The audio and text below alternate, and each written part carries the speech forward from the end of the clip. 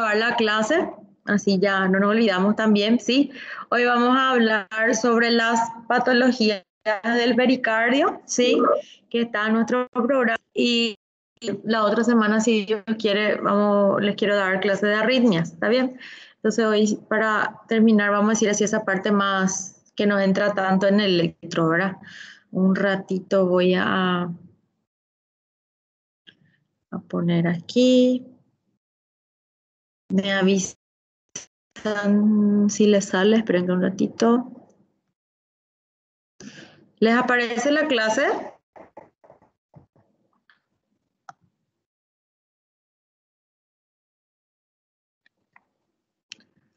Chicos, ¿les aparece la presentación? Sim, doutora, já está. Bueno, como Sí, les dije, doctor. hoy vamos a hablar. Ok. Como les dije, hoy vamos a hablar sobre las patologías del pericardio, ¿sí? Que algunas de ellas son realmente frecuentes y algunas complicaciones aparecen generalmente en clínica médica, ¿sí? Bueno, haciendo un repaso, como siempre decimos, vemos la anatomofisiología normal del pericardio, o sea, ustedes saben que el pericardio es una capa que cubre el corazón. Él está compuesto por dos capas o dos facies, vamos a decir, ¿verdad? Que es el pericardio visceral, que es una serosa, que es la que está directamente adherida al corazón, es la que está el corazón, y ya está la capa visceral del pericardio. Y tenemos el pericardio parietal, que sería la parte externa, que es la que está en contacto con los otros grandes vasos y el pulmón en la parte del mediastino. Dentro, o sea, entre esas hojas pericárdicas, o sea, entre el corazón y esas hojas pericárdicas, nosotros tenemos el líquido pericárdico. O sea, es normal que nosotros tengamos líquido en el pericardio, que es el que actúa como lubrificante, más o menos está en un alrededor de 15 cc, que es normal, que eso ayuda con que cada vez que haya el latido, no se produzca un roce, ¿verdad?, entre la pared del corazón y nuestro pericardio, y ni de las hojas entre sí, ¿verdad? Entonces, esa es la función de esa pequeña cantidad de líquido que nosotros tenemos. ¿Cuáles son las principales funciones de nuestro pericardio? Tiene función mecánica, que él limita o él ataja o él segura que nuestro corazón se dilate de forma excesiva, o por lo menos intenta, ¿verdad? Tiene una función de membrana que disminuye el rozamiento, y de barrera, entonces él disminuye que nuestro corazón, al producir esos latidos, se roce con los otros órganos o los otros grandes vasos de manera directa, y de barrera para evitar que cualquier tipo de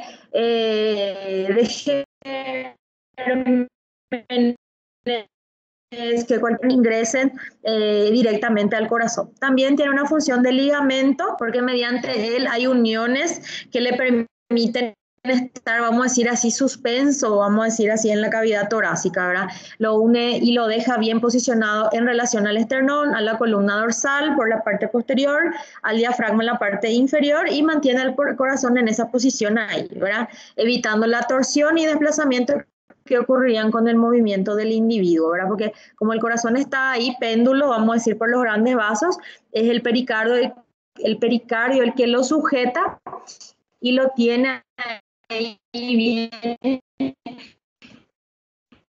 protegido.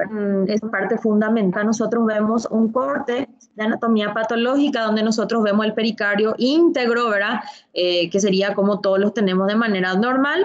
Y acá tenemos resecado el pericardio, donde nosotros vemos el corazón adentro de la cavidad. Entonces, tiene función mecánica, tiene función de ligamento, tiene función de protección, ¿verdad? Tiene varias funciones para lo que es nuestro corazón, ¿verdad?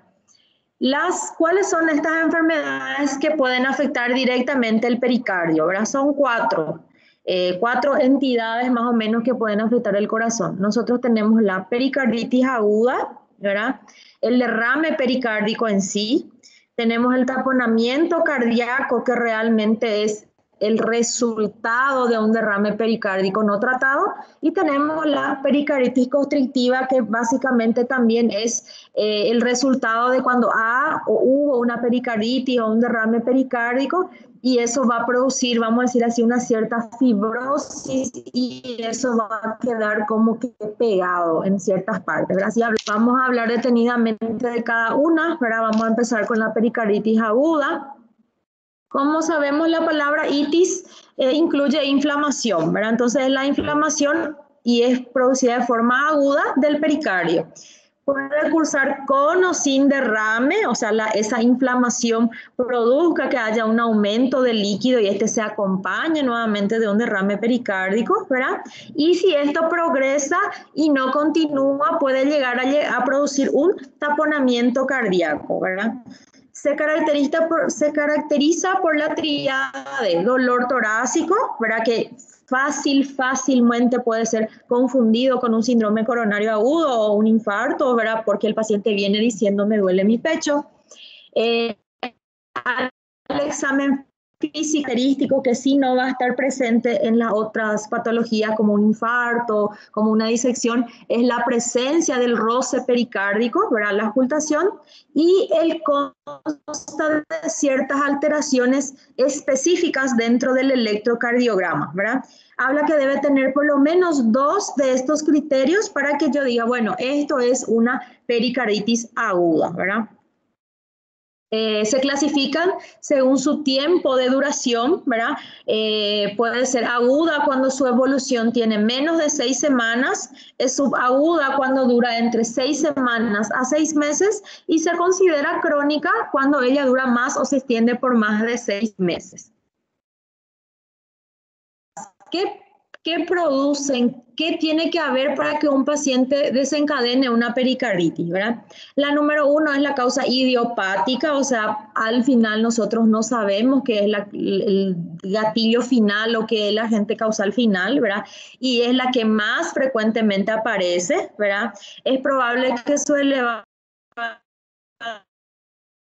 prevalencia esté sobrevalorada debido a la baja identificación de pericarditis víricas. Eso que nosotros tenemos pericarditis como idiopática, o sea, sin causa, pero es porque al final no conseguimos llegar a aislar el virus o los virus que pueden llegar a producirse. ¿Por qué se produce eso? Porque no tenemos acceso, es difícil aislar a los virus, las pruebas deben ser hechas directamente en la parte pericárdica, llevar a una biopsia, hacer esas cosas nos puede dificultar un poquitito. Entonces, al final, por eso vamos a decir así que las idiopáticas son más numerosas, pero es porque realmente es un poco más difícil llegar a decir que es por virus, por la dificultad de aislar el virus, ¿sí?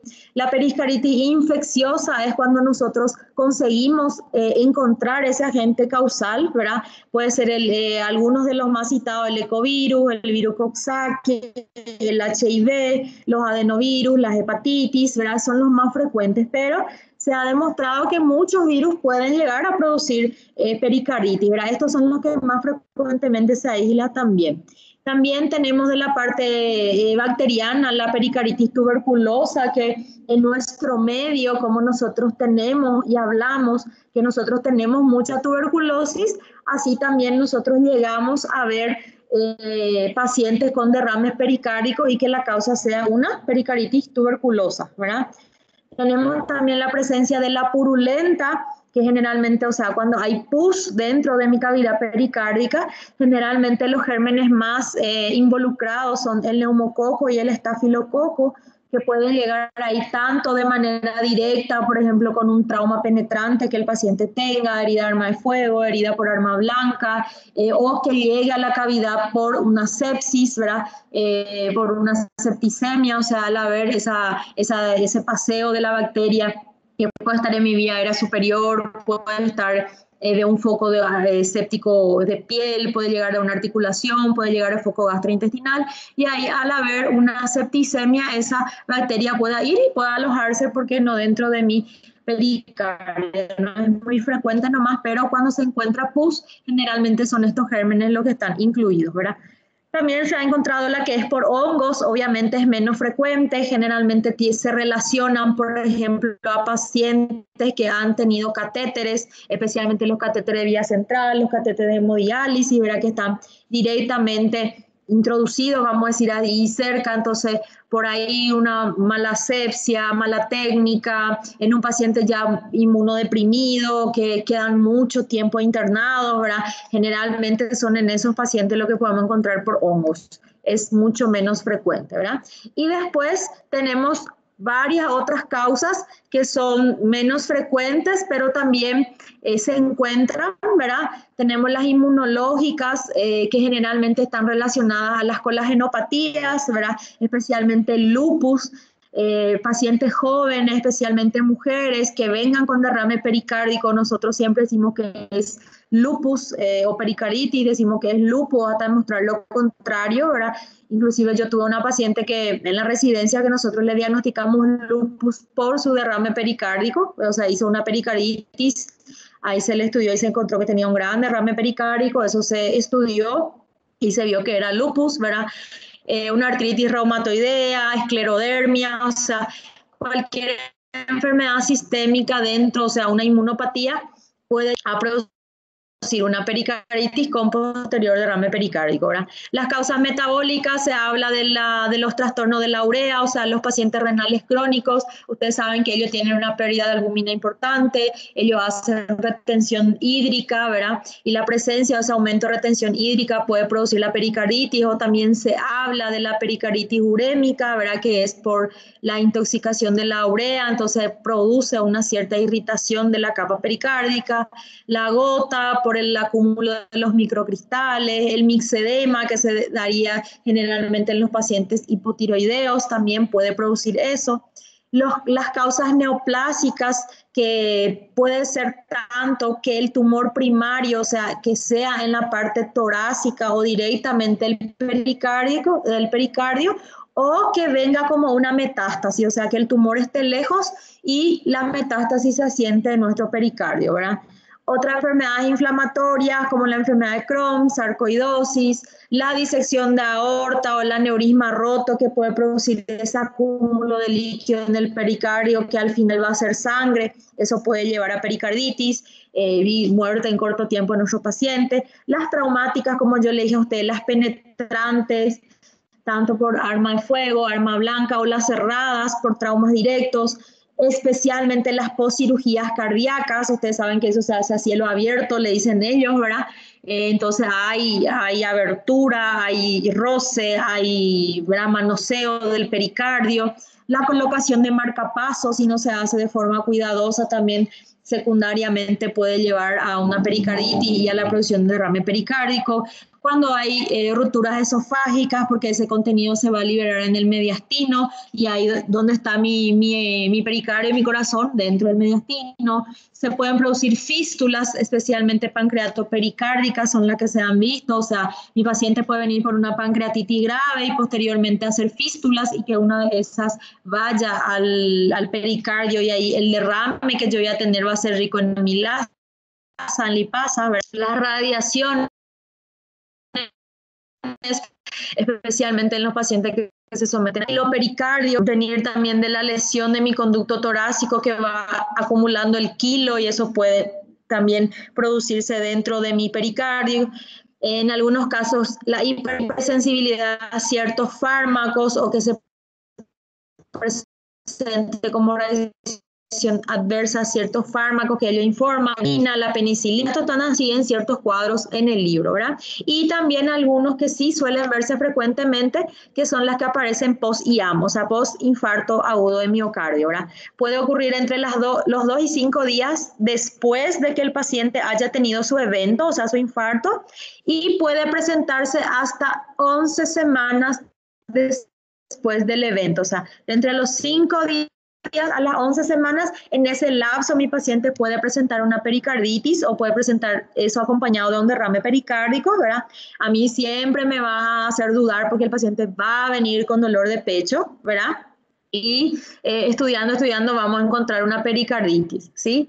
Se habla del síndrome de Dressler, ¿verdad? Que sería el dolor a la compresión torácica cuando este dolor persiste semanas o meses después del IAM, ¿verdad? O sea, yo después que mi paciente tuvo un IAM, él empezó nuevamente a tener dolor, yo pude diagnosticarle como una pericarditis, pero que ese dolor no pase, ¿verdad? Entonces, generalmente le llaman de síndrome de Dressler, ¿verdad? Le ponen ese nombre. Y al final después hablan que lo catalogaríamos nuevamente como una causa inmunológica, o sea, que posteriormente a ese IAM ha despertado un mecanismo inmunológico en el paciente y el paciente, o sea, el pericardio ha respondido como una pericarditis, ¿verdad? Como dijimos, nosotros tenemos una tríada diagnóstica, ¿verdad? Que dijimos que el dolor de pecho, ¿sí?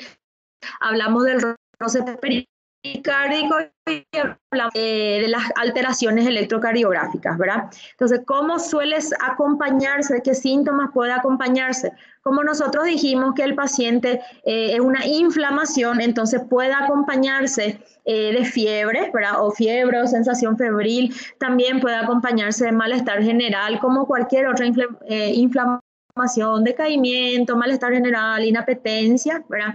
La disnea puede producirse en el caso especialmente cuando el paciente se acompaña de derrame pericárdico, porque eso va a producir como que una restricción en el funcionamiento y ahí mi poscarga va a verse afectada y obviamente yo voy a tener disnea parecido o similar a una insuficiencia cardíaca, ¿verdad? Entonces, lo que más me va a llamar la atención es si tiene esa fiebre, ese cuadro infeccioso, con exploración física, como yo le dije a usted, el signo patognomónico de la pericarditis, el roce pericárdico, o sea, que haya la presencia de ese roce cada vez que haya un latido cardíaco e independientemente del foco de auscultación, ¿verdad? Porque de repente vamos a querer confundirlo con un soplo, pero el roce, un ruido más áspero, es un poco más fuerte, ¿sí? No va a haber un foco de auscultación, aunque habla que para que el ruido sea más audible, generalmente debemos pedir al paciente que se siente, incline el tronco hacia enfrente y ahí pedirle también que ataje la respiración para que nosotros podamos escuchar neta y únicamente los latidos cardíacos y ahí que nosotros podamos escuchar el roce que realmente va a ser un ruido más fuerte, vamos a decir así. ¿Está bien? Entonces, esos. Y las alteraciones en el electrocardiograma, que vamos a ver cuáles son, ¿verdad? Estudios complementarios que sí o sí nosotros le vamos a hacer a ese paciente como una radiografía de tórax, pero en el contexto de que si no hay un derrame pericárdico, realmente no me va a dar muchos datos de valor, ¿verdad? Los datos del laboratorio en general, si por ejemplo es de una causa bacteriana, me puede mostrar una leve leucocitosis con neutrofilia, si es un cuadro viral en general me puede mostrar una leucopenia, ¿verdad? Y en el ecocardiograma, que generalmente me va a ayudar mucho a descartar otras causas, ¿verdad? Por ejemplo, si yo tengo un paciente con dolor de pecho, yo sospecho que es un infarto, si yo tengo un ecocardiograma a mano, yo ya voy a poder ver que no hay hipoquinesia, no hay aquinesia, entonces eso a mí me va a ayudar mucho en mi diagnóstico diferencial, porque siempre nosotros vamos a irnos hacia el infarto y después, más o menos por descarte, vamos a ir llegando a la pericarditis, ¿verdad? Entonces, la tríada clásica que va precedida de, ¿verdad? Ya dijimos malestar general, fiebre, decaimiento del estado general, dolores generalizados, ¿verdad? Después el paciente empieza a tener ese dolor torácico, que como yo les dije, fácilmente yo voy a confundir con un infarto, o sea, yo, doctora Sara, igual cuando un paciente venga, nunca voy a decir, mi primer diagnóstico es probablemente una pericarditis, no.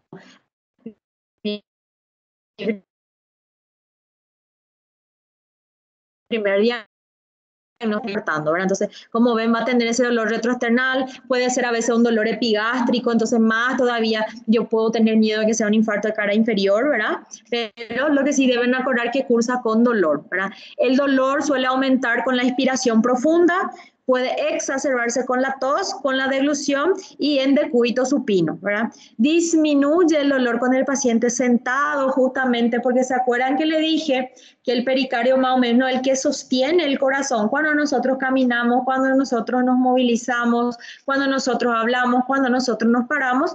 Entonces al estar sentado como que nosotros le damos apoyo, entonces ahí no hay esa movilidad tan importante, o sea, no se está estirando ese pericardio para sujetar mi corazón. Entonces por eso se podría producir esa disminución del dolor cuando el paciente se sienta. El roce pericárdico, como yo le dije a usted, es el ruido patognomónico cuando consiguen identificarlo, ¿verdad? Es muy difícil, o sea, a veces podemos hasta dudar porque no es un ruido que nosotros vamos a escuchar varias veces, como un crepitante, como una sibilancia, ¿verdad? Pero cuando suele estar presente en hasta 80% de los pacientes, entonces eso es lo que más nos va a llamar la atención, ¿verdad? Es un ruido alto, rasposo y áspero, como yo le dije a usted, por el roce de las capas que se produce cada vez que hay un latido, ¿verdad? Se oculta mejor en la parte baja del borde esternal con el paciente sentado y, como yo le dije a usted, inclinado para adelante, ¿verdad? Al final de la aspiración forzada, y podemos pedirle al paciente que inspire todo y que ataje un poquitito la respiración y ahí para tratar de identificar mejor el ruido, ¿verdad? Las exploraciones complementarias, como yo le dije a ustedes, bueno, hablamos del dolor, de los síntomas que el paciente se puede quejar. Después hablamos del examen físico que yo puedo encontrar en ese paciente y, como dijimos, tenemos el tercer punto, que son las alteraciones en el electrocardiograma de nuestro paciente con pericarditis, ¿verdad? Muchas veces puede ser normal, mi paciente está con pericarditis, está con un derrame, pero mi electro puede ser que no me acuse muchos datos, ¿verdad? Pero hay ciertos cambios que es cuando aparecen, son clásicos y son muy sugestivos de que es una pericarditis aguda hasta el 90% de los pacientes, ¿verdad? Se habla que las formas de presentarse estos cambios son, o sea, él pasa por 4 fases que son típicas, como dijimos, en el electro. Generalmente en la fase 1, que es la fase donde el paciente viene diciéndome, me duele mi pecho, me canso, no puedo respirar, tuve fiebre, tuve dolor, ¿verdad? También ya en la fase de auscultar ese roce pericárdico, nosotros podemos encontrar supradesnivel del segmento ST con cavidad superior, ¿verdad? Que si yo miro así, lo primero que yo me voy a desesperar es porque yo voy a tener miedo que mi paciente esté con un infarto con supra, que es el que más nosotros nos hace correr en una urgencia, ¿verdad? Que me indicaría un daño subepicárdico, pero predominaría con ondas T positivas. ¿A qué voy? ¿Cómo yo voy a diferenciar entonces? Que tiene la característica de que abarca todas o casi todas las derivaciones, excepto ABR, donde va a aparecer descendido, porque sabemos que el ABR va a ser siempre negativo, ¿verdad? Y ocasionalmente en B1, porque sabemos que en B1 pueden haber onda T y segmento descendido sin ser patológico, ¿verdad? Y también en algunos casos habla que el segmento PR puede estar deprimido. Aquí es lo que voy en resumen. Cuando nosotros hablamos de cambios de infarto, claro, nosotros lo que más tenemos miedo, como le dije a ustedes, es el supradesnivel.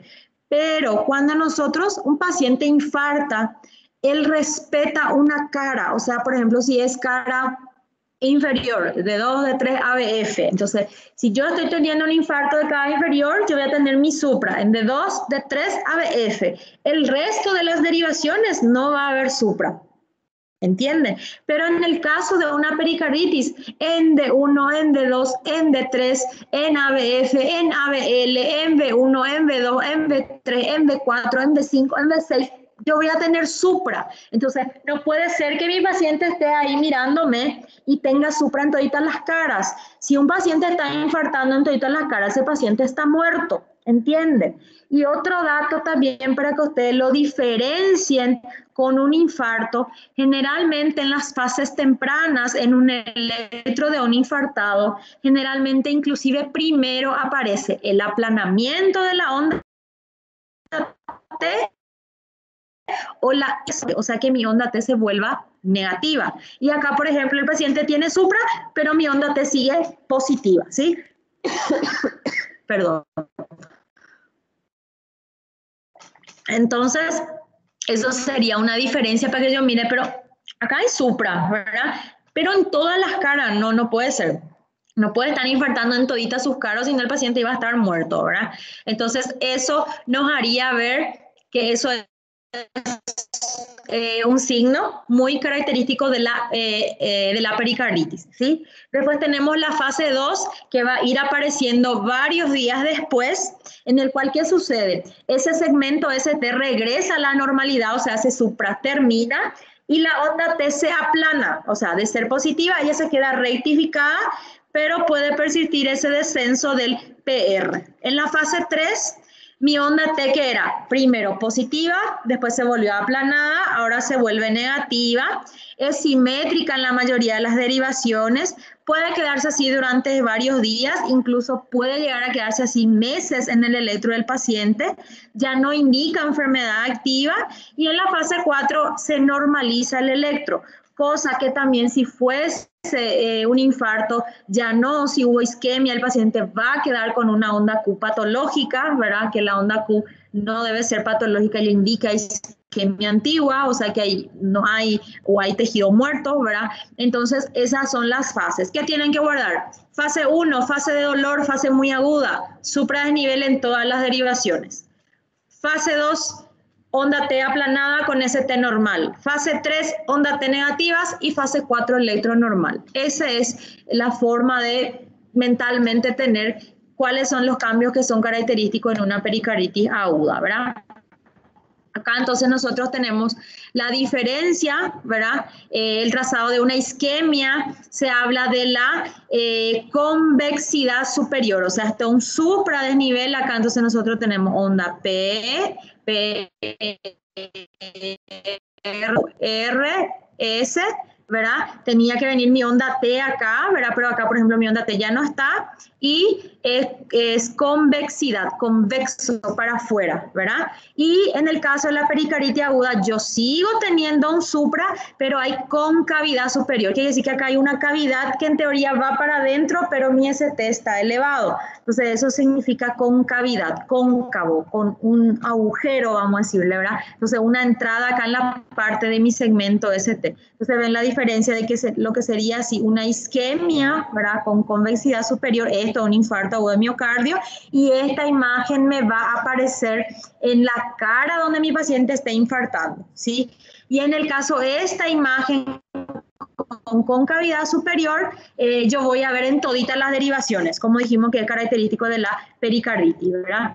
Acá entonces nosotros podemos ver el estadio 1, como nosotros dijimos, ¿verdad? El paciente empieza, por ejemplo, acá en D1 empieza un supra, en D2, ¿verdad? En D3 acá se ve negativo, en ABR dijimos que va a ser negativo, ¿verdad?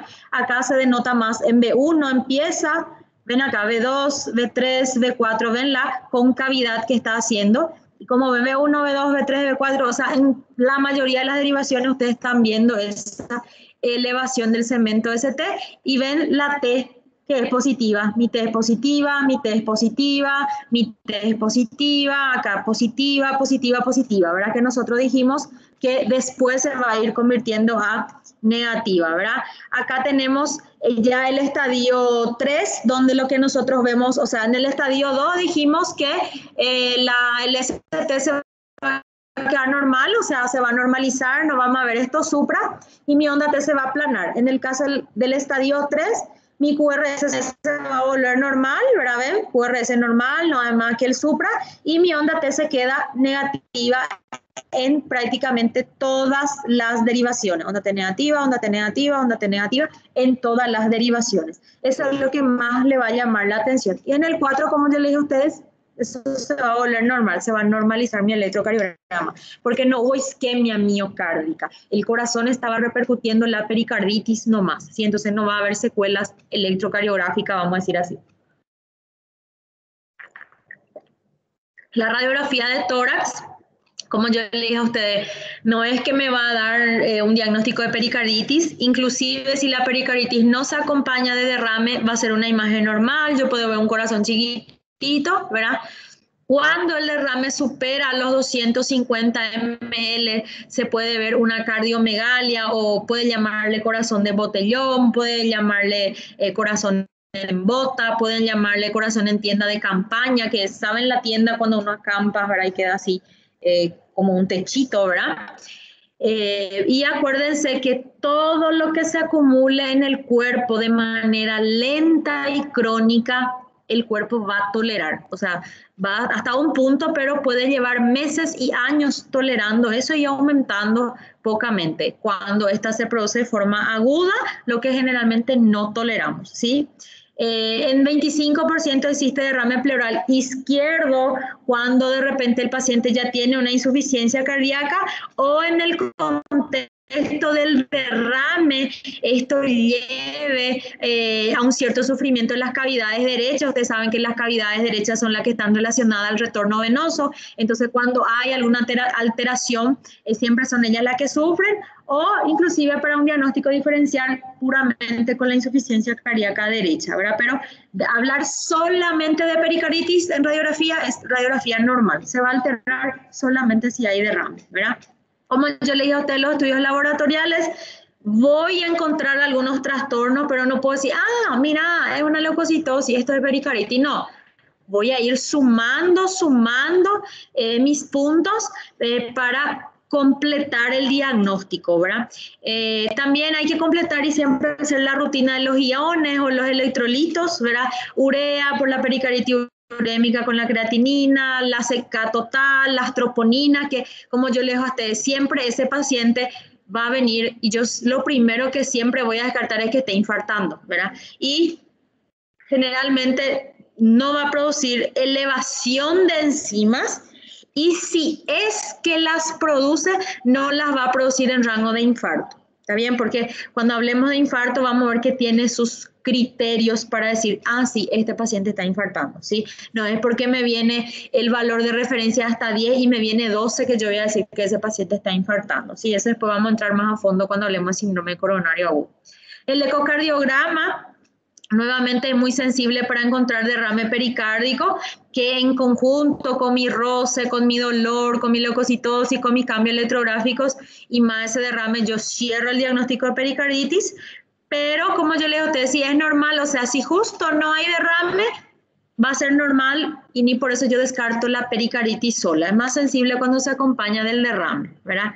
El diagnóstico diferencial, nuevamente repitiendo, lo que más, usted siempre cuando usted tiene una sospecha diagnóstica, usted tiene que siempre respetarlo, tenerle más miedo a lo que más rápido le puede matar al paciente. Entonces, si un paciente me viene con dolor de pecho, yo nunca voy a decir, no, ese no es nada, ese es una pericarditis nomás, no, eso es un Dressler, no, eso es una osteocondritis. No, yo nunca voy a llevarle hacia el lado de que es leve. Yo siempre voy a pensar, no, vamos a ver si nos está infartando. Y ahí descarto, y si descarto todo, después me voy a ir a buscando las otras causas, ¿sí? Generalmente cuando se trata para diferenciarlo con el dolor del infarto, ustedes tienen que tener en cuenta que el dolor del infarto es un dolor de aparición brusca. Generalmente ese dolor tiene mayor intensidad que de la pericarditis. El dolor del infarto ya es un dolor que inclusive puede darle la sensación de que hay sensación de muerte inminente, sudoración, ¿verdad? El dolor del infarto no se modifica con los movimientos. Nosotros dijimos que el dolor de la pericarditis mejora cuando el paciente se sienta. En el caso del dolor del infarto, cuando el paciente está infartando, no importa, le va a doler en cualquier posición, ¿verdad? Y las alteraciones, como yo le dije a usted, electrocardiográficas, si hay un supra, va a ser con convexidad, va a ser para afuera, convexo para afuera, y va a ser respetando una cara, ¿sí? También debemos tener en cuenta al TEP, al tromboembolismo pulmonar, como un diagnóstico diferencial, pero generalmente el TEP no cursa con dolor de pecho, sí puede cursar con disnea, ¿verdad? Y obviamente yo voy a pensar más en TEP cuando mi paciente, desde lo que nosotros hablamos, mi paciente está encamado, mi paciente tiene un trastorno en la coagulación, mi paciente ahora tuvo una TBP, ¿verdad? Entonces yo siempre voy a ir llevando hacia un lado, ¿verdad? Y la costocondritis, que ustedes saben que es lo más fácil de descartar, que es ir y palparle al paciente las uniones costocondrales. Si eso produce dolor, entonces nosotros estamos frente a una costocondritis no más, ¿verdad? El pronóstico y evolución va a variar según la causa que esté dando esa pericarditis, ¿verdad? La mayoría de los pacientes, y que vimos que la mayor cantidad son las pericarditis idiopáticas, van a ir a la curación espontánea, la mayoría van a quedar con vamos a decir así, pericarditis constrictiva leves, que al final ni siquiera va a tener repercusión las constrictivas. Cuando el paciente tiene una inflamación o cuando nosotros tenemos una inflamación puede quedar cierta cicatriz local y eso es lo que ocurre también en el pericárdico. Y donde hay esa cicatriz, obviamente esa parte del tejido ya no se va a contraer bien, ya no se va a estirar bien, como que se va a fibrosar un poquitito y esa parte va a quedar indurada. Y al estar indurada, esa parte va a quedar constrictiva, que quiere decir que va a atajar donde mi miocardio, mi corazón quiera latir, va a haber una fibrosis que va a ser durita y le va a actuar como que le constriñe, como que le sofoca. Pero si son de formas leves, no va a producir alteraciones. Eso es lo que quiere decir las pericarditis constrictivas. Son como las cicatrices que quedan en el pericardio a causa de una pericarditis que el paciente tiene, ¿verdad? Pero generalmente la mayoría va a quedar normal y al final ni siquiera por ahí llegamos al diagnóstico de pericarditis, sino que el paciente que dice, ay, me dolió un poco mi pecho un tiempo, unos días y después me pasó, va a ser ese paciente, ¿verdad?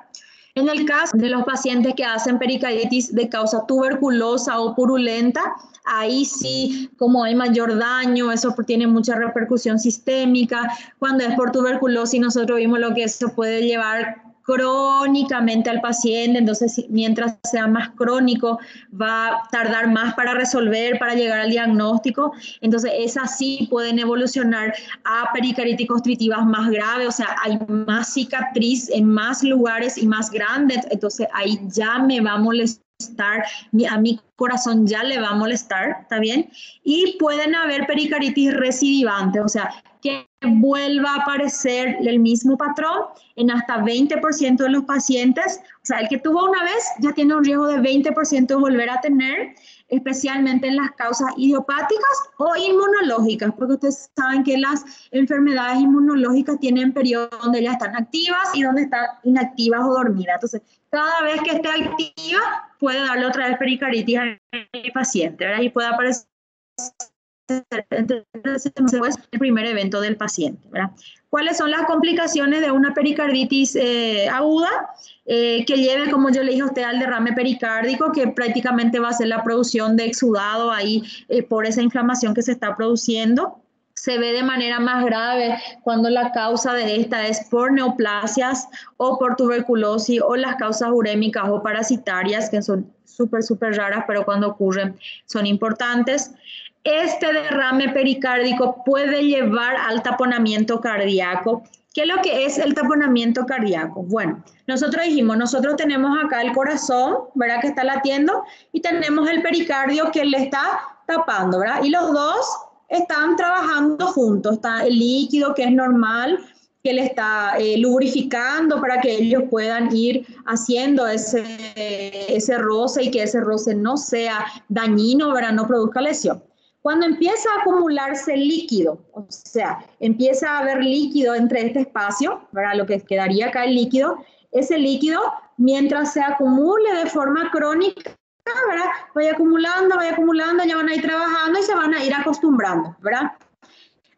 Hasta un cierto punto. Eso de que ese líquido se ponga de manera rápida, ¿qué va a pasar? Ese líquido va a apretar mi corazón y mi corazón no va a poder trabajar, no va a poder bombear porque es mecánico. Alguien está ocupando mi espacio y me está sofocando. Es como si fuera que nosotros somos el corazón y alguien agarra y nos aprieta, nos abraza, ¿verdad? Y nosotros queremos respirar, ¿verdad? Pero si la persona nos aprieta más, nosotros ya vamos a tener que hacer fuerza para respirar. Y es la misma cosa lo que el corazón va a hacer. Él va a tener que empezar a hacer más fuerza para conseguir trabajar porque hay alguien que me está apretando y ese es el líquido. Y cuando este derrame produzca esa alteración, o sea, generalmente, como yo le digo a ustedes, las cavidades derechas son las que más sufren porque tienen las paredes más finas. Entonces, generalmente, uno de los primeros signos de taponamiento cardíaco es el aplastamiento del techo de la aurícula, que es la que primera, cuando acá se cae, la primera que cae es la aurícula, la que primero se le achata es la aurícula porque sus paredes son finas, ¿verdad? El ventrículo, ustedes saben, izquierdo es el más fuerte porque él bombea la sangre, él eucara, ¿verdad? Pero la aurícula no. Entonces, cuando hay mucho líquido, el primer signo que nosotros vemos es el aplastamiento del techo de la aurícula. Por eso el paciente puede empezar a tener signos de insuficiencia cardíaca derecha, ¿está bien? Y en el caso de que eso continúe, el corazón va a parar. ¿Por qué? Porque él no va a poder latir, entonces va a parar, ¿sí? Y eso es lo que es taponamiento cardíaco. Puede ser leve y puede ser grave. Y el grave es el que va a llevar al paro cardíaco. Y es una causa de paro que es reversible. ¿Qué quiere decir? Que yo tengo que meter y drenar y mi corazón va a latir otra vez, ¿está bien? Eso es taponamiento cardíaco, ¿sí? Tenemos la pericardis recidivante, como yo le dije a usted, es una complicación, ¿verdad? Que el paciente vuelva a tener pericarditis. Dijimos ya que en hasta 20% de los pacientes eso puede pasar. Generalmente suele verse mayor número de pacientes cuando ellos utilizan corticoides, ¿verdad? Y sobre todo cuando eso es de causa viral, porque el corticoide ayuda en la replicación viral, ¿verdad? Entonces, lo general lo que se indica es que el paciente trate de mantenerse solamente con AINES y con colchicina durante su periodo activo de pericarditis, ¿verdad? Y la pericarditis constrictiva, como yo le dije a ustedes, prácticamente el resultado de esa pericarditis aguda es como la cicatriz que queda, ¿verdad? Eso produce inflamación crónica de ese pericárdico y después, como yo le dije, ese tejido que quedó ahí duro, fibrosado, puede llegar a producir alteración del llenado ventricular. O sea, le molesta porque él se quiere llenar y no puede porque hay una parte rígida que antes era lindita, era lubrificada, se entendían y ahora esa parte quedó con una cicatriz que ya no es lubrificada, ya no es lisita, ya no es blandita, ahora está dura, está seca y eso a mí me molesta cada vez que yo voy a hacer mi trabajo, ¿verdad? Esa sería la constricción, ¿está bien? El tratamiento... reposo, darle tratamiento sintomático para fiebre, ¿verdad? Mucho líquido, es lo que más generalmente le indicamos al paciente. Los AINES que se pueden utilizar la aspirinita, o sea, la aspirina, el ácido acetilsalicílico, pero en grandes dosis, podemos darle de 500 a 1000 miligramos cada 6 horas si el paciente tiene fiebre o dolor. Si el paciente va empezando a desaparecer los síntomas, va mejorando, nosotros nos vamos disminuyendo la cantidad de analgesia, disminuyendo la dosis, espaciando los horarios, ¿verdad? Pero generalmente se le pide mantener hasta 15 días. Si el paciente ya no tiene dolor, bueno, me voy quitando hasta cumplir 15 días y ahí suspenderle.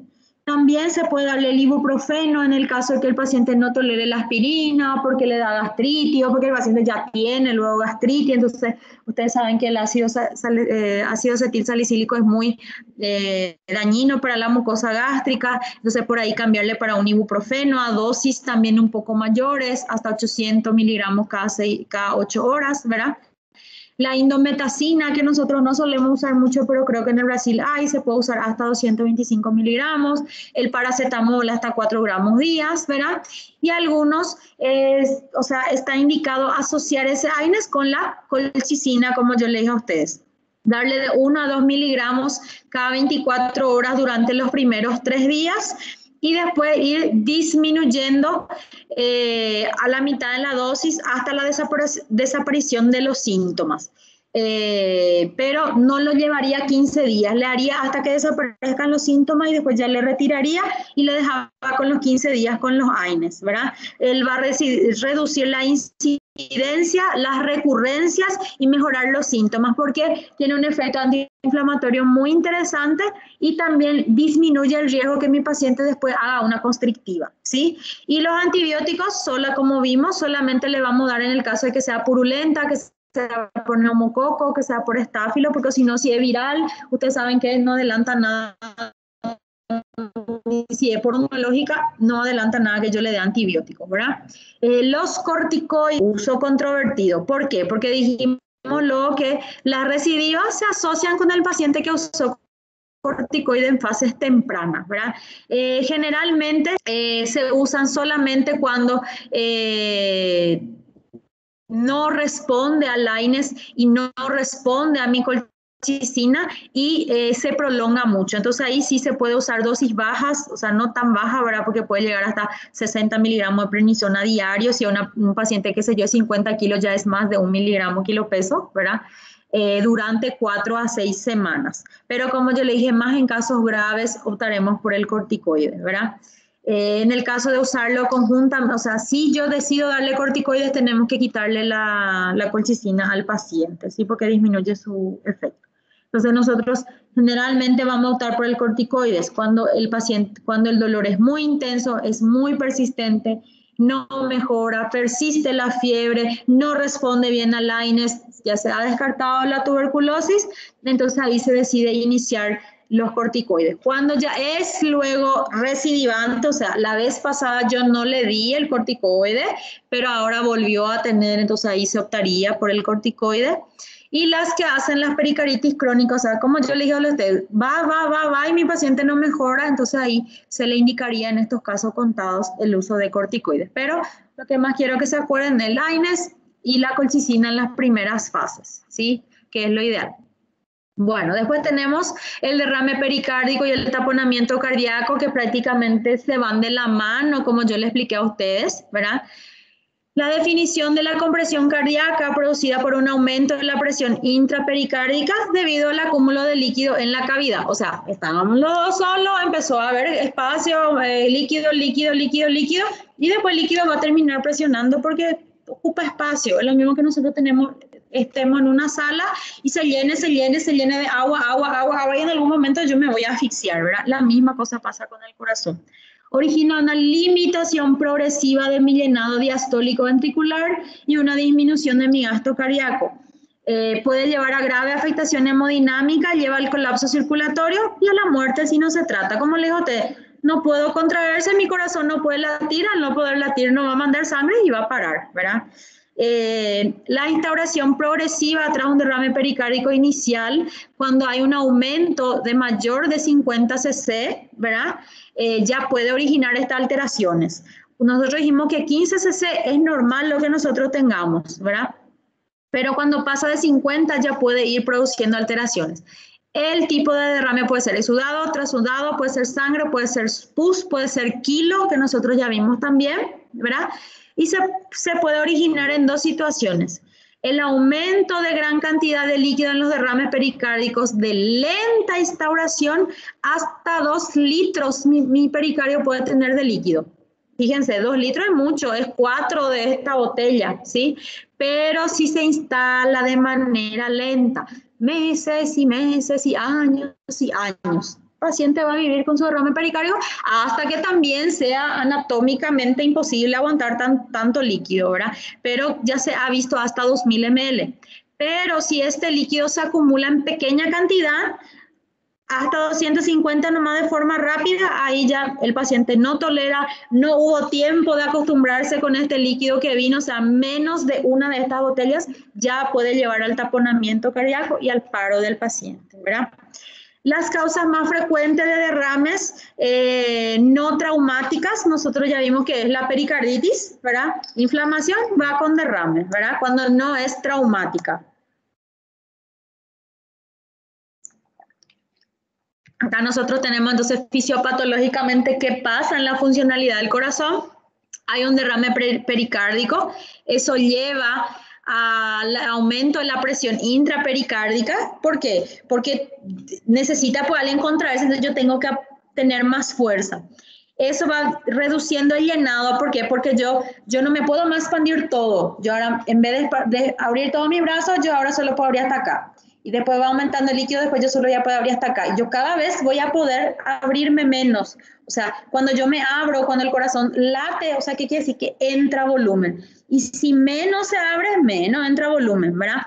Eso va a disminuir mi volumen diastólico final, o sea, el volumen que yo tengo que enviar para que haya la fracción de eyección. No envío, yo suelo enviar 100%. Bueno, ahora con este derrame yo no puedo enviar, ya envío 60, ya envío 50% nomás ya. Entonces, obviamente, mi volumen, mi fracción de eyección va a disminuir porque él ya no recibe todo lo que tenía que recibir si allá arriba están todo apretado y no me pueden enviar, ¿verdad? Y eso va a llevar a dos fases. Cuando ese derrame se produzca de forma brusca y dijimos, va a haber fallo mecánico de compensación, o sea, no va a haber tiempo de compensar, ya se llenó todo muy rápido, eso va a llevar al shock y a la muerte, el corazón va a parar.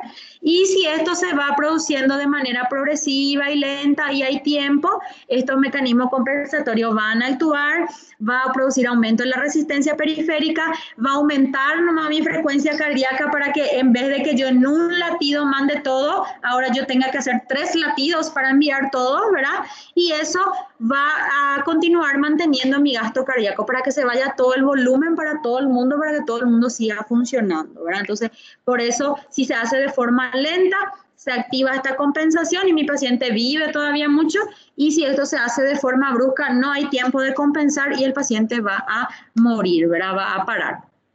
La clínica, los síntomas se deben a la disminución del gasto cardíaco. Prácticamente la clínica va a depender de cuánto líquido hay y qué tan rápido haya, qué tan rápido se junte, como dijimos, y prácticamente el paciente va a tener síntomas de insuficiencia cardíaca, ¿sí?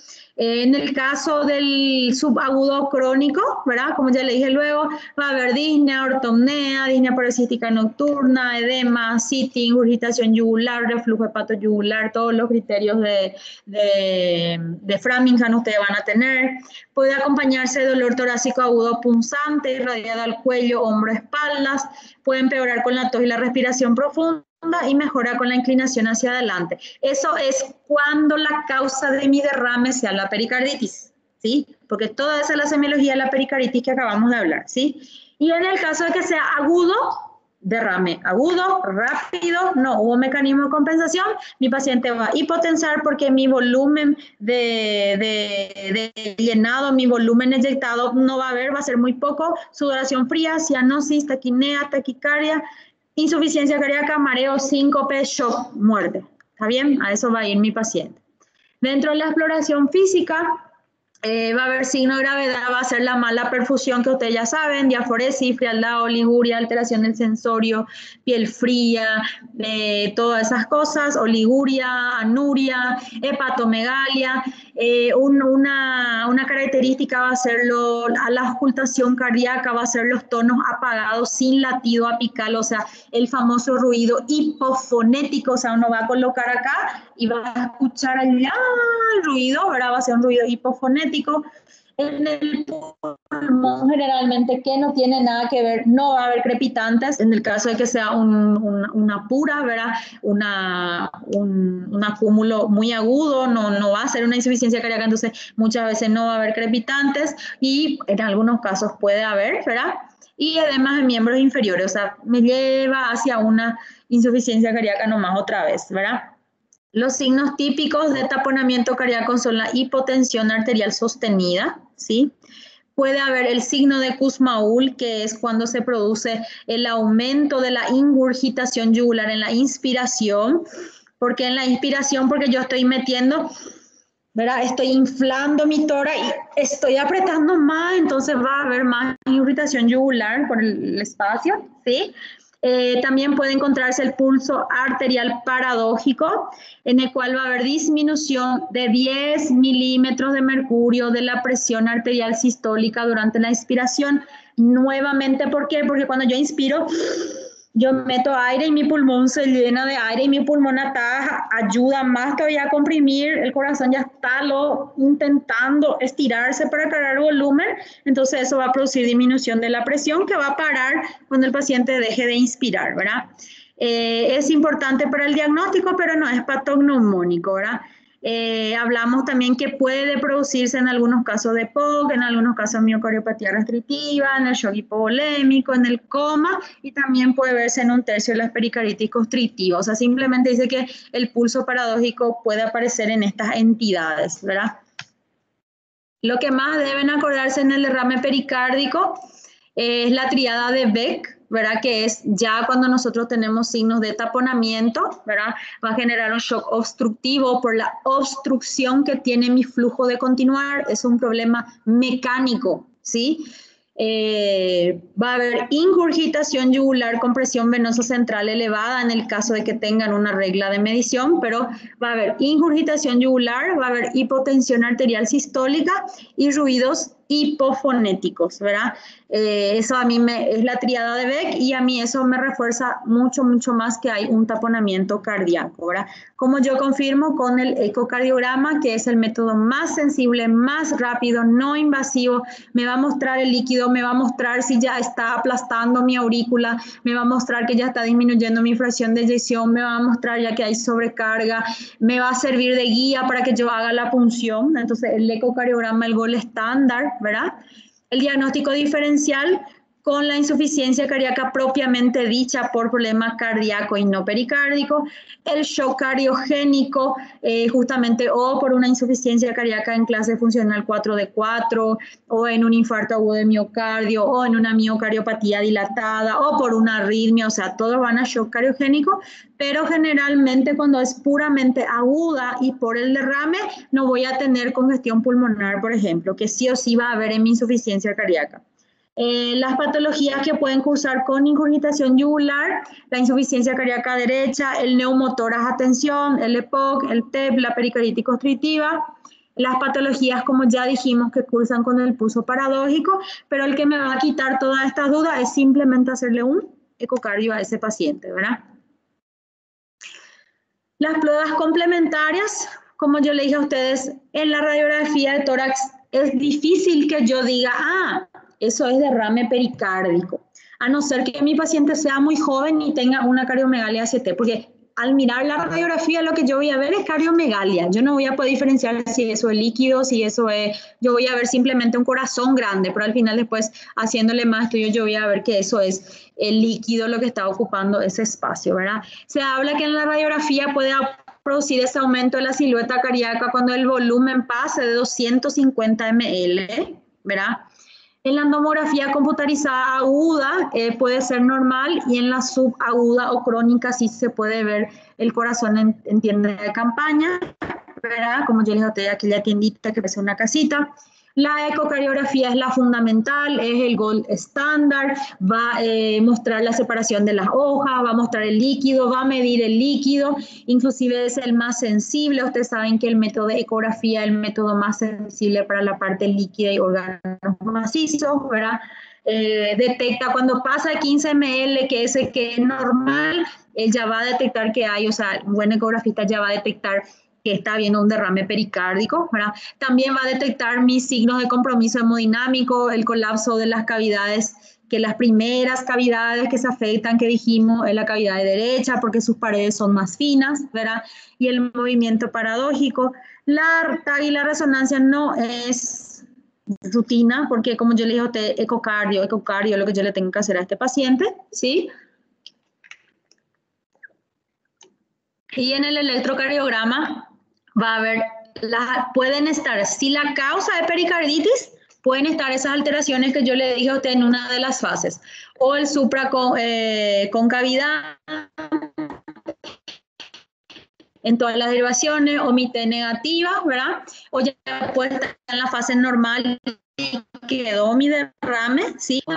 ¿Qué quiere decir? Ustedes vieron que para ver PQRST,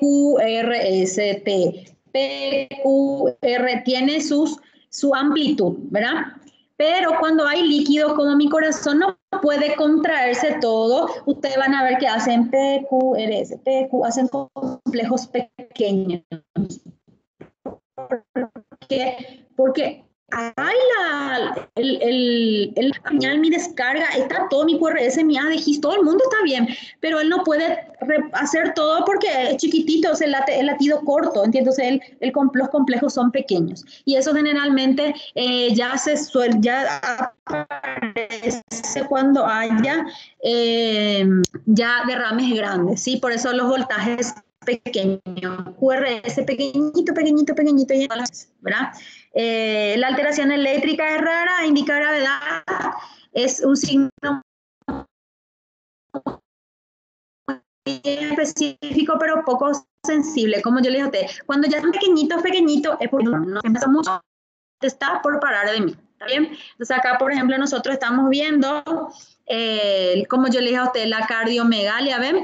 Ustedes ven, o sea, yo misma, si yo veo una radiografía así, yo ya digo, oh, qué gran corazón, Dios mío, ¿verdad? Lo primero que yo pienso es insuficiencia cardíaca, ¿ven? Nuevamente, pero fíjense que en esta radiografía no hay signo de congestión pulmonar cardíaca, ¿ven? Generalmente cuando hay sobrecarga en radiografía usted ven los hilios cargados, prominentes, puede cruzar con derrames pleurales y usted ven acá que lo único que predomina es este gran corazón, ¿verdad?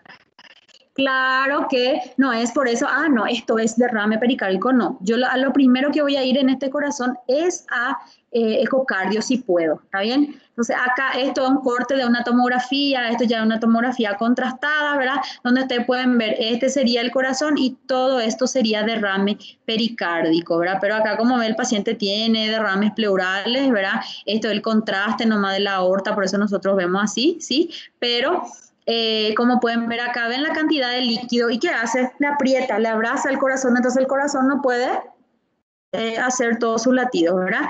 Y acá vemos una ventana de un ecocardio, acá se encuentra el derrame pericárdico, pero gente, yo sé esto, ¿por qué? Porque acá dice derrame pericárdico, acá dice ventrículo izquierdo, yo no soy imagenóloga, esto el cardiólogo me va a decir, pero para que sepan que así se ve, o sea, así vería el ecocardiografista que está haciendo el estudio, ¿verdad? El tratamiento, cuando hay signos de taponamiento leve con presión arterial mantenida, o sea, mi paciente no tiene signos de hipoperfusión, ¿verdad? La medida prioritaria consiste en la infusión de líquidos, expansores de plasma o el suero fisiológico. ¿Qué quiere decir? Que yo le tengo que cargar a ese paciente. Se hace mal cuando al paciente se le da, por ejemplo, diuréticos, porque no sé cómo lo que piensan, ¿verdad? Tipo, si le doy diurético, va a bajar su derrame, no tiene nada que ver, ¿sí? Entonces, si inclusive nosotros empeoramos, si mi paciente no estaba chocado y yo le di furosemida, ahí va a chocar, porque ¿qué hace la furosemida? La furosemida no mete el líquido al tercer espacio, la furosemida elimina el que está dentro de mi circulación. Entonces, si yo lo estaba pena, mi corazón estaba intentando enviar lo poco que él conseguía cargar, la furosemida le forza a que él quite todo lo que hay, entonces, ¿qué pasó? Yo me quedé sin fuerza, yo ya mandé, forcé a enviar lo único que conseguía y pierde fuerza, entonces tu paciente termina de chocar. Por eso nosotros tenemos que darle volumen, nosotros tenemos que cargarle para que el corazón, vamos a decir así, por ese aumento de presión, aumente su frecuencia cardíaca, aumente su volumen de inyección para que él pueda aguantar. Es como que le doy de comer al corazón para que él tenga fuerza de aguantar, ¿verdad? Si se van al gym, hacen su pretreino, ¿verdad? Y no hacen ayuno y no toman diuréticos y se van al gimnasio, no, porque tenemos que tener fuerza para ir a trabajar. Entonces, por eso nosotros debemos cargarle al paciente para que él siga manteniendo fuerza y pueda contraerse. En el caso de que ya haya un taponamiento moderado, ¿verdad? Seguir con esa infusión de líquidos, pero cuando esos no sean suficientes, inclusive ya podemos utilizar drogas vasoactivas. Tanto la dopamina como la dobutamina se pueden utilizar. ¿Por qué? Porque ellas producen mayor aumento de la contractibilidad, fuerza para que el corazón se pueda contraer, ¿verdad? Están contraindicadas indicados, como yo ya le dije ya a ustedes, los diuréticos, especialmente la furosemida, porque ven derrame, porque ven líquido, ya se quedan todos locos para usar furosemida. Los vasodilatadores, porque justamente, ¿qué hace el vasodilatador? Dilata para que disminuya mi precarga, o sea, yo lo que quiero es aumentar mi precarga, que aumente el volumen que yo le voy a dar, ¿verdad? Podemos utilizar, no debemos utilizar ventilación mecánica con presión positiva, porque eso, ¿qué quiere decir? Que mi cavidad torácica es presión negativa, y si yo le meto presión positiva, disminuye nuevamente mi retorno venoso por compresión. Al disminuir mi retorno venoso, disminuye mi precarga. Entonces, es la misma cosa. Está indicado la cirugía urgente, o sea, la punción, que es nuestra pericardiocentesis, hasta mientras se toman esas medidas terapéuticas. O sea, yo hago eso al paciente para que yo le pueda llevar en un buen lugar para hacerle el procedimiento o encontrarle al médico que esté capacitado para hacerle ese procedimiento, ¿verdad? En el caso del taponamiento grave, o sea, que mi paciente esté chocado o pare inclusive, ¿verdad? Hacerle la pericardiocentesis sin demora por la vía subsifoidea. Incluso en caso de disociación electromecánica con fuerte sospecha de taponamientos cardíacos, se debe proceder a realizar la cirugía en cualquier sala de urgencia. O sea, el que esté de plantado, AIT, tiene que tomar la decisión de hacer la pericardiocentesis, ¿verdad? En el caso de que el paciente tenga un derrame pericárdico de origen neoplásico, que son los que producen esos derrames malignos, que son grandes y rápidos, como dijimos, en el caso de hacerle solamente la pericardiocentesis, o sea, meter, drenar y salir, generalmente ese derrame se va a reproducir, ¿verdad? Hacerle un drenaje quirúrgico suele ser muy agresivo y generalmente se hace la pericardiocentesis con catéter de drenaje, ¿verdad? Se le pone un DRE y se deja, y el paciente sale como si fuera que una sonda, pero no es una sonda, es otro, se llama Hemosud, es un catéter especial, ¿verdad? Pero el paciente sale con eso, despierto y sale con ese drenaje directamente para ir viendo hasta qué hacer, si vaya quimio, si vaya radio, si qué es lo que vamos a hacer con ese paciente, ¿verdad? Entonces, ¿cuáles son las indicaciones de la pericardiocentesis? Alivio de la emergencia en el caso del taponamiento, salva la vida del paciente, ¿verdad? Produce el drenaje de los derrames y también es el único que me va a dar el diagnóstico etiológico, porque una vez que yo quite ese líquido de ahí, yo voy a poder estudiar y voy a poder ver de dónde para lo que viene. O le voy a hacer su baciloscopía, o le voy a hacer su cultivo de virus, o le voy a hacer su cultivo para gérmenes comunes, o voy a extender y voy a mirar si son parásitos, o voy a mandar para perfil inmunológico, qué es lo que yo voy a hacer de eso, ¿verdad? Las contraindicaciones para hacer una pericardiocentesis, que mi paciente tenga algún tipo de discrasia sanguínea, o sea, una alteración de la hemostasia. Disculpa. ¿Por qué? Porque yo tengo el riesgo de al meter ahí, mi paciente empieza a sangrar y se muera desangrado, ¿verdad? La hipotensión debería ser corregida previamente, excepto en caso de emergencia.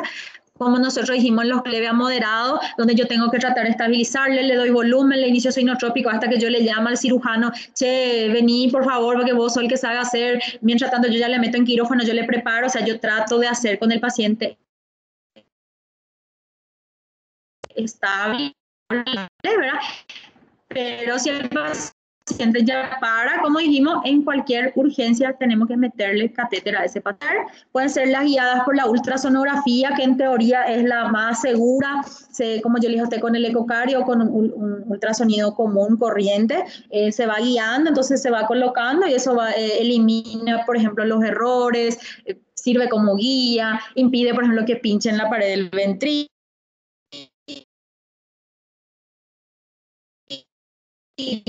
entre otras cosas. Está el que abre el electrocardiograma, que hoy ya, yo creo que el año pasado por ahí el doctor Hacha fue uno que hizo una pericardiocentesis ahí en la urgencia nomás, ¿verdad?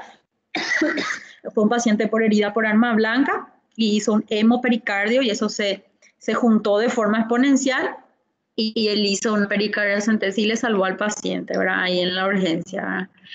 El equipo necesario, gente, yo le pongo nomás a ustedes para que sepan, pero no es algo que yo le iba a preguntar.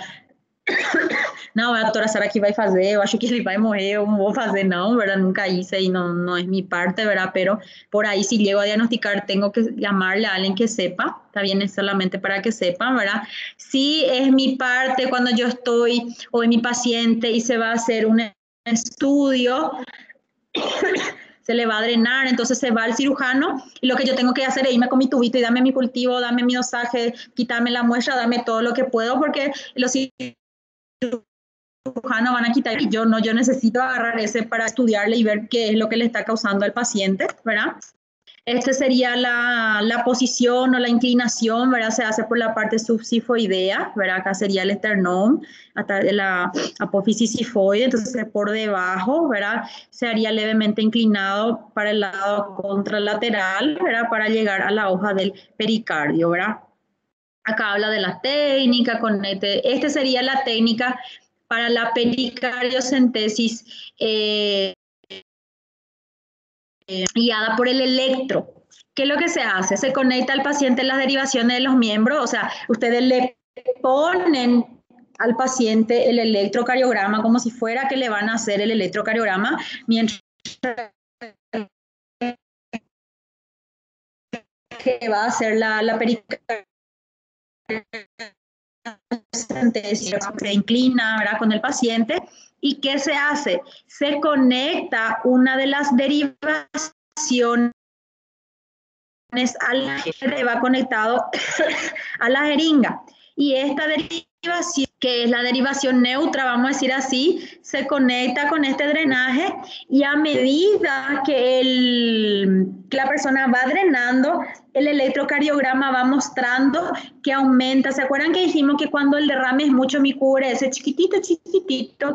Entonces, ¿qué pasa? Se va haciendo el electro y ustedes van viendo que a medida que él va quitando líquido que hace mi QRS, se queda más grande, más grande, más grande, más grande, más grande, que sí, hay espacio, ¿sí? Entonces, ese es el drenaje hecho por el electrocardiógrafo, ¿verdad? Entonces, ven, se coloca acá, hace la punción y este se conecta al electro y ahí va mostrando cómo se va aumentando más específicamente mis complejos, ¿ven? Entonces este sería, por ejemplo, ya un paciente que ya no está más latiendo prácticamente, ¿verdad? Y después, a medida que esto se va drenando, va a ir aumentando y va restableciéndose mis latidos y mis complejos.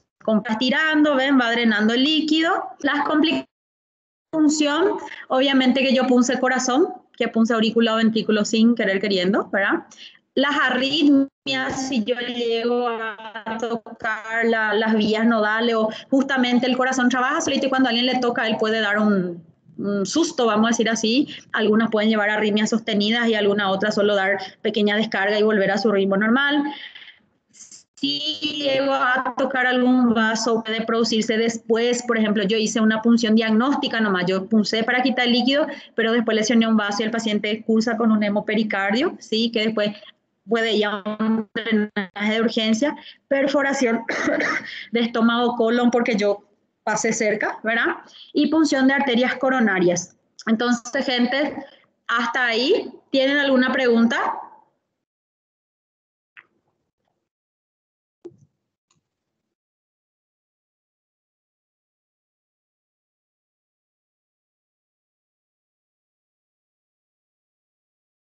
Ahora visto que se le estaba trabando, dice. Hay algo que de repente se trabó en un momento, gente, les vuelvo a explicar sin problema.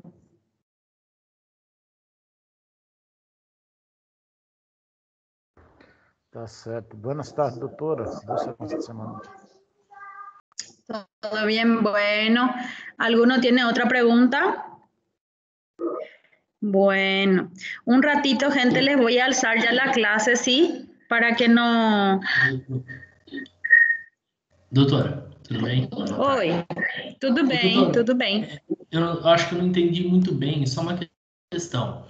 Lá atrás, no tratamento do tamponamento, a doutora falou que era contraindicado os vasodilatadores, né? Porque diminui o fluxo, foi isso? La precarga, disminuye tu precarga. Mas é contraindicado diminuir a pré-carga, mas se está com tamponamento cardíaco e o coração não está conseguindo expandir, o certo não seria diminuir realmente essa pré-carga para que ele tenha uma maior facilidade para contrair? Não, é só essa parte que eu entendi muito bem. No, ¿por qué? Porque tu fallo de corazón, o sea, él no está consiguiendo hacer su precarga, su poscarga, es por mecánico, o sea, hay alguien que le está apretando, ¿sí? No es porque el corazón es insuficiente, porque la pared, porque el ritmo, no es el mecanismo, la insuficiencia cardíaca. Tu problema es mecánico, hay líquido, me comprime. Entonces, por eso yo le di a ustedes el ejemplo del gimnasio. Cuando ustedes se van al gimnasio, siempre dicen, hagan el pretreino, para que ustedes se van a ir a hacer fuerza, entonces ustedes necesitan recibir o alimentarse para tener fuerza. Si yo por ejemplo, es lo mismo que ustedes se vayan a donar sangre, se le quite un volumen de sangre y ustedes se vayan al gimnasio. ¿Qué va a pasar con ustedes? Se van a caer porque ustedes no tienen fuerza.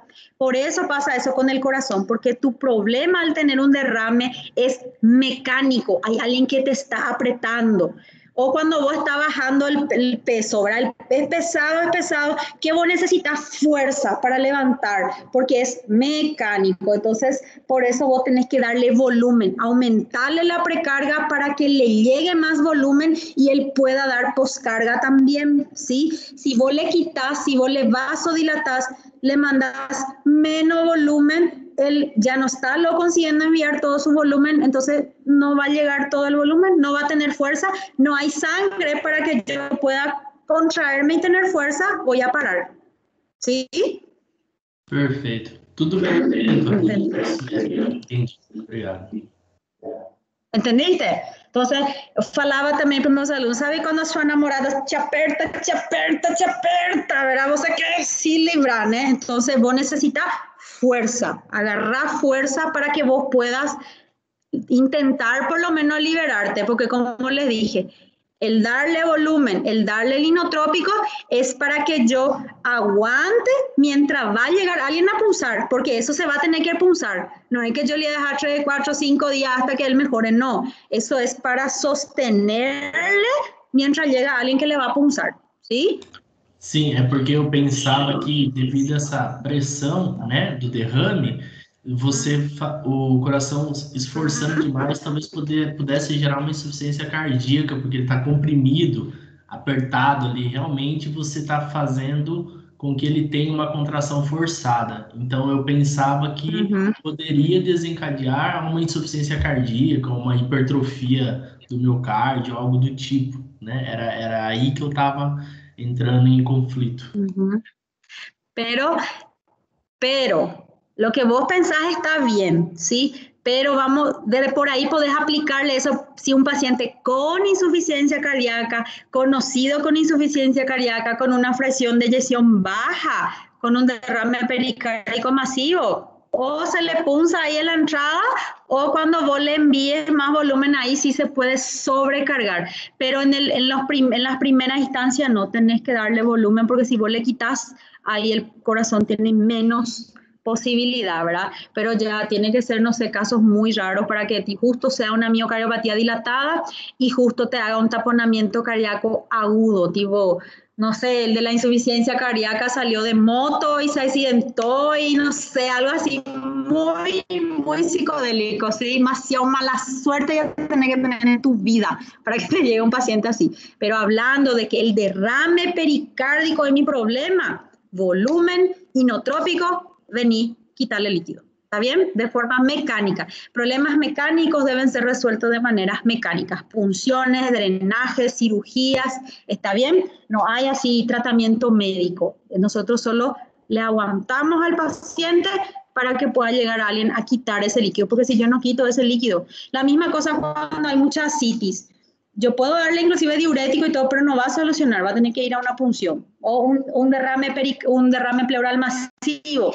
Yo no va a disminuir con furosemida, tengo que meter punción, ¿entiendes? Entonces es un problema mecánico más que nada. Y después ir a los estudios, porque si yo no sé por qué tiene, va a volver a tener, ¿sabes? Y no puedo estar, no es como yo le dije a usted que va a llegar cada fin de semana en la urgencia y se va a punzar, por ejemplo, no, ¿verdad? Porque tiene muchos riesgos. ¿Está bien?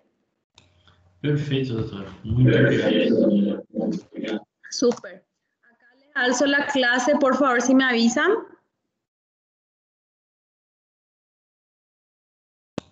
Sí, doutora, já está. Ok, gente, que tengan buen fin de semana. Nos vemos. Chaucito, nos vemos la otra semana.